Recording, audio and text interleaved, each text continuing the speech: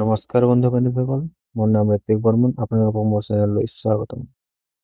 আজি মই আপোনালোকৰ বাবে এটা ভিডিঅ' লৈ আহিছোঁ য'ত আপুনি জানিব পাৰিব যে যদিহে আপোনাৰ পেন কাৰ্ড হেৰাইছে বা পেন কাৰ্ড বেয়া হৈছে তেনেহ'লে আপোনালোকে কেনেদৰে পেন কাৰ্ডটো ৰিপ্ৰিণ্ট কৰিব পাৰে।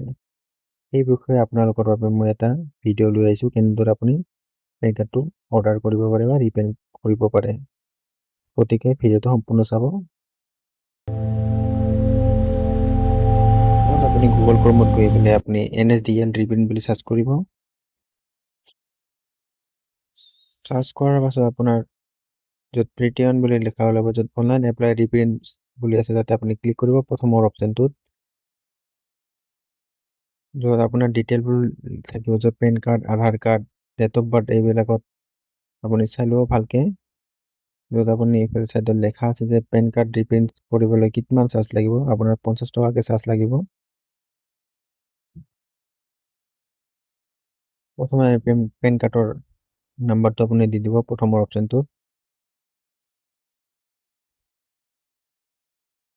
তাৰপাছত আপুনি আধাৰ কাৰ্ডৰ নাম্বাৰটো লিখিব। ডেট অফ বাৰ্থৰ আপুনি কোনটো মাহত জন্ম হৈছে সেইটো দিব। তাৰপিছত আপুনি ইয়াৰটো দি দিব,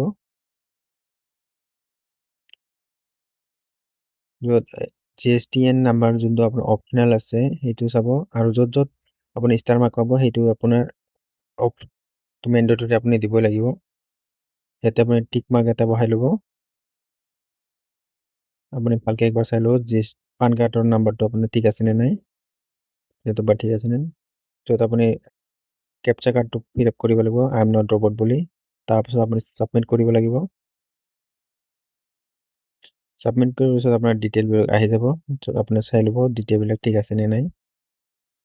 য'ত আপুনি OTPৰ বাবে দুটা অপশ্যন আছে, ইমেইল ID আৰু মোবাইল নম্বৰ, য'ত মই বথক কৰি দিম, বথক কৰি দিব।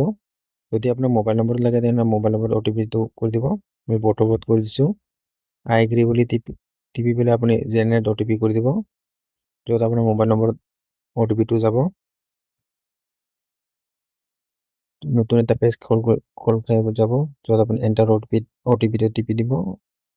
OTPটো ফিল আপ কৰিব আপুনি। OTPটো ফিল আপ কৰাৰ পিছত আপোনাৰ ভেলিডেট বুলি টিপি দিব, য'ত আপুনি পে'মেণ্ট অপশ্যনটো খোল খাই যাব, য'ত আপুনি আই এগ্ৰী বুলি টাৰ্মছ এণ্ড কণ্ডিশ্যনটো আই এগ্ৰী বুলি আপুনি ক্লিক কৰি প্ৰচিড টু পে ক্লিক কৰিব, য'ত আপুনি পে কনফাৰ্ম কৰিব, য'ত আপোনাৰ 50 টকা কাট খাই যাব আপোনাৰ একাউণ্টৰ পৰা। পে'মেণ্ট গেটৱেটো আপোনাৰ খুলি গৈছে, য'ত আপুনি কি মাধ্যমেৰে আপুনি দিব খোজে, পে'মেণ্ট কৰিব খোজে সেইবোৰ খোল খাই যাব। যদি আপুনি ক্ৰেডিট কাৰ্ড, ডেবিট কাৰ্ড দিব খুজিছে সেইটো কৰিব, নেট বেংকিং দিব খুজিছে সেইটো কৰিব। মই UPI ID কৰিম, য'ত মই QR কোডেদি পে'মেণ্ট কৰিম। যদি আপুনি যোনটো অপশ্যন আপোনাক ভাল লাগে সেইটো অপশ্যনটো ক্লিক কৰি দিব। মই QR কোডৰ অপশ্যনটোত পে'মেণ্ট কৰিম। আপুনি স্কেন কৰি পেলাই আপুনি 50 টকাটো পে' কৰি দিলে হ'ল। আপোনাৰ এসপ্তাহৰ ভিতৰতে আপোনাৰ পেন কাৰ্ডটো আপোনাৰ পোষ্ট অফিচত আহি যাব। এইখিনিতে আমাৰ ভিডিঅ'টো সমাপ্ত কৰিছোঁ। গতিকে ধন্যবাদ আপোনালোকে ভিডিঅ'টো সম্পূৰ্ণ চোৱাৰ বাবে। যদিহে আপোনালোকৰ ভিডিঅ'টো ভাল লাগিছে তেনেহ'লে লাইক এণ্ড ছাবস্ক্ৰাইব কৰি আপোনাৰ বন্ধু বান্ধৱীৰ সৈতে শ্বেয়াৰ কৰিবলৈ নাপাহৰিব। ধন্যবাদ।